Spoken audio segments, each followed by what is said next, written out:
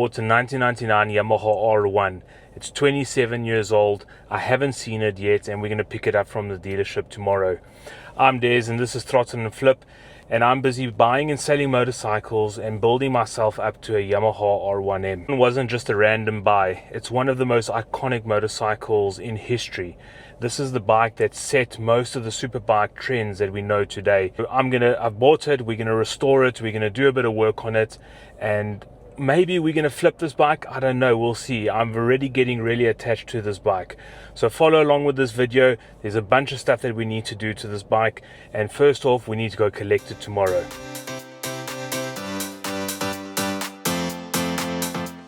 So we got to the Yamaha dealership in Durban, and wow, it's such a cool place. They had so many cool bikes, quad bikes, boats, you name it. This R7 with the monster kit on also looked epic. I'd love to own one of these one day. So, you know, we had the bike brought here for a service. I never bought it from the dealership, but we're happy they rolled it out onto the showroom floor for me, and freshly serviced. Carburetors were also serviced, and it was in mint shape. It was honestly unreal to see the bike for the first time and start it up for the first time. So I was really stoked. So we're going to get the bike loaded up now onto the trailer, and then after that we're going to do the big reveal.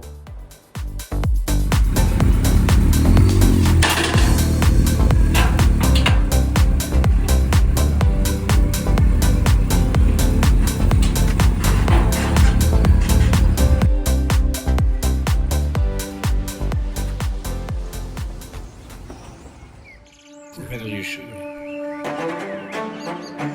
Ready? Record breaking. The race winner. Revolutionary.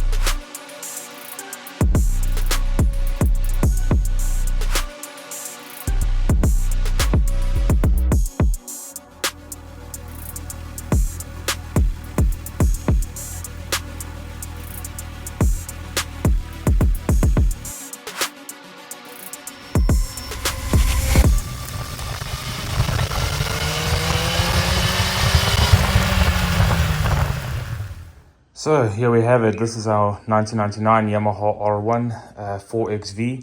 So the 1998 and the 1999 models were the very first model codes for this generation bike, and this is where the Yamaha R1s that everybody knows today, that you see on Instagram and all that, this is where it started. Now the difference between the 98 and the 99 is very minor, but the 99 has like vertical stickers here. It says YZF over here, so the graphics are a little bit different, but otherwise it's still the same bike. So it's in really good nick. I've got a Leo Vince pipe on over here, original indicators, everything's completely original besides the exhaust, which is just a slip-on. We do have the original exhaust, and so we are going to have that cleaned up and then just fitted. The tires are pretty old. The tread is still decent, but I've got some new tires, so we'll get those fitted soon. Otherwise, the bike is so good. I mean, it's got a ton of power. I've just had it serviced at Yamaha, so we know everything is good. The only thing that I need to get done to the bike is over here. The flashing of the lights works, but the actual headlights don't work. So we might need to open this up and see maybe something's corroded inside here, and then we can get that sorted. But besides that, everything is perfect. We still do have the Daytona, and honestly, this is such a brilliant bike. If anybody's ever thinking about buying a Daytona, get one. These things are absolutely amazing. I wanted to post this. You would have seen in the last video, we took photos, we were going to post it, and I kind of got a bit of cold feet, and I thought, you know, let me just enjoy the bike a little bit more. Let me just ride it a bit more, and honestly, I don't regret it. It is such an amazing bike. But we don't want to take too long to try and get to our R1M goal, so this is already been posted, and we've got 1 or 2 bites on it so far, but we're going to get that solved. Right, so we're going to be tackling this issue with the headlights not coming on. So I've taken that cover off, and here we expose here. So I had a chat on one of the R1 forums, and they're all pointing towards this white plug over here. Seems to be a bit of corrosion just over there on the wire. So I'm going to try and get this unplugged. It is very stiff. So I guess maybe the corrosion has made the plug stick a bit, but I'll get this off. And then we've got some contact spray, and we're going to use that. Just give it a bit of a spray, make sure everything's nice and clean, plug it back in, get the battery connected, and then we're going to see if that all works. Okay, so we've got it unplugged. There's a little bit of corrosion on these bottom pins here. You can see there a little bit of corrosion, and on the male plug, just a tiny bit of corrosion over there. So I'm going to give this a quick spray with our contact spray, and then let's see what happens.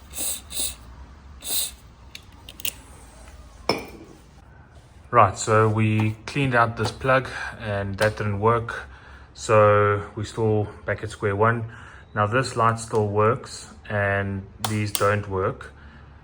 So the next step that I want to take now is we're going to just keep it simple, check all the fuses. If they're all good, then I'm going to move over to the switch panel. We'll strip this, have a look and see what's going on inside here. Success. So we put the new fuse in, which didn't actually do anything for the lights, but it was good to have a new fuse in that was blown. And we opened this up, we cleaned that up. There was a tiny bit of corrosion inside there, but we cleaned that up. But now we have lights. Let's have a look here. There's high beam.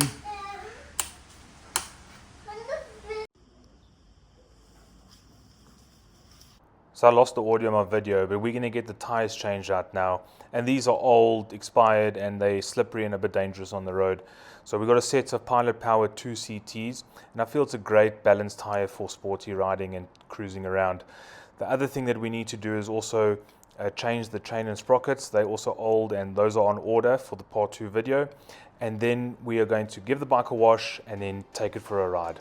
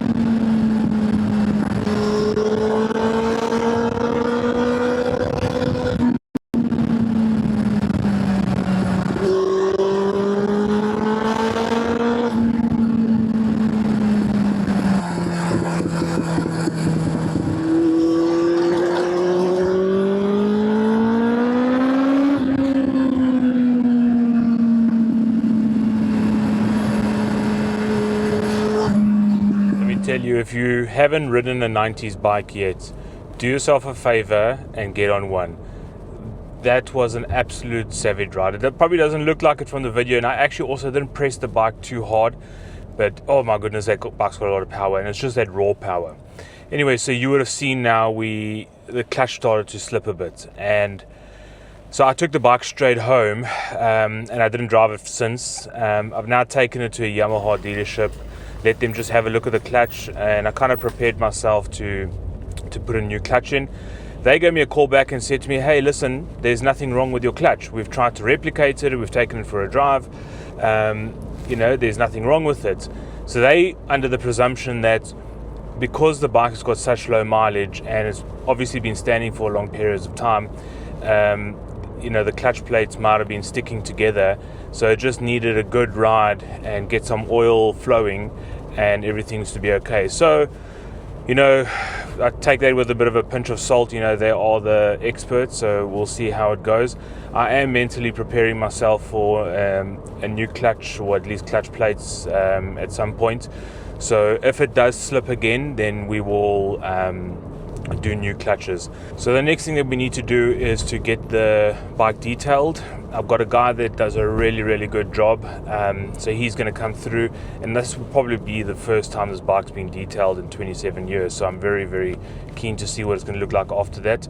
I already fitted the OEM exhaust back on, so you guys will have a look at that now when I show you what the bike looks like after it's been cleaned. So we've got the detailer here today. This guy does super good work. I've done a few of my vehicles by him. Really attention to detail, and I'm really keen to see what the bike is going to look like after this.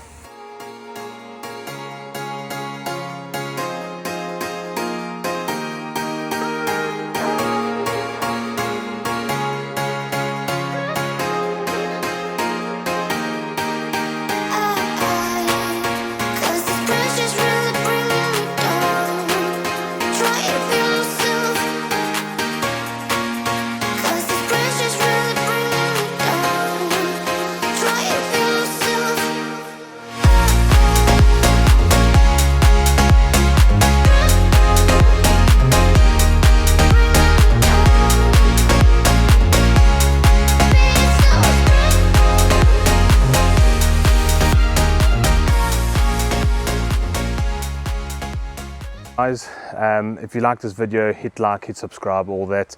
It really helps my channel grow. And we've got something special planned for the part 2 video. We've got a couple of things that we've ordered. We've got to fit on the bike, and then we might be doing a little trip with the bike, so we'll see. Thanks again for watching, and I'll see you on the next one.